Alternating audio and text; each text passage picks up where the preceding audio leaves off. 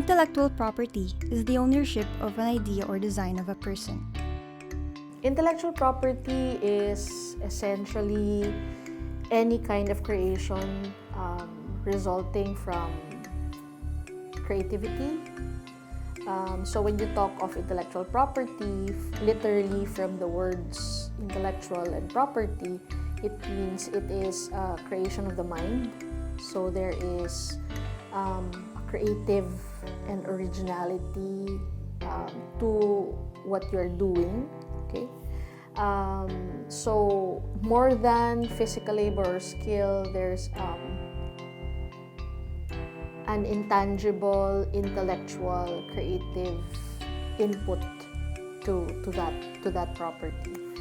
There are different kinds of intellectual property, right? So you have copyright, you have patents, you have utility models, you have industrial designs, geographical indications, and trade secrets are also considered as intellectual property. And there are other variations of intellectual properties that are also being considered now in more advanced countries. Yeah. Intellectual property is violated when somebody uses the same work without crediting the one who invented and owned the concept first. However, that does not necessarily protect you from infringement, because infringement requires that the user of that idea or that work should have asked their permission. So it's two different things.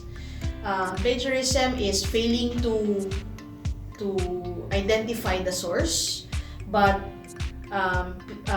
infringement of intellectual property rights is not obtaining permission from the owner of the intellectual property to use their work. One way of protecting IP is to secure legal protection for creative works. When you secure protection, the creative work you invented first not only preserves originality and fidelity of the artist, but also debars copycats from illegally reproducing your work. Once they violate IP, it is the responsibility of the wrongdoer to pay for the corresponding damages. I would presume that when you say academic misconduct, it's something to do with academic integrity, dishonesty, right? Okay, common reason. I would have to say it's about values. It's about personal values that you may have or may not have from home.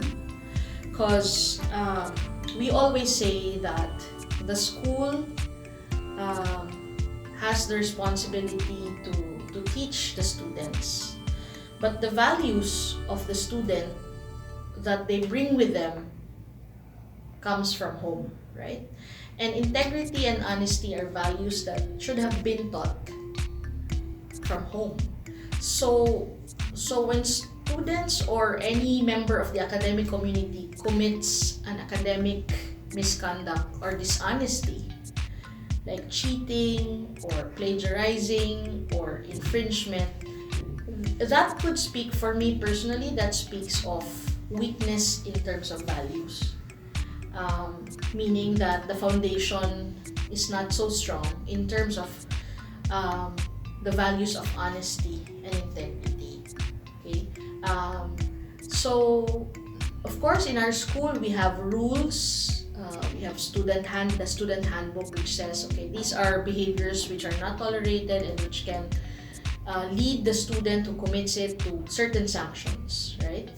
And of course, those who can commit this academic misconduct will have all sorts of reasons, like desperation, or they could be citing personal reasons. So at the end of the day, I believe that it's about how strong your values are, the foundation of your values are. So if the student or the kid has been really taught well at home about how important honesty is,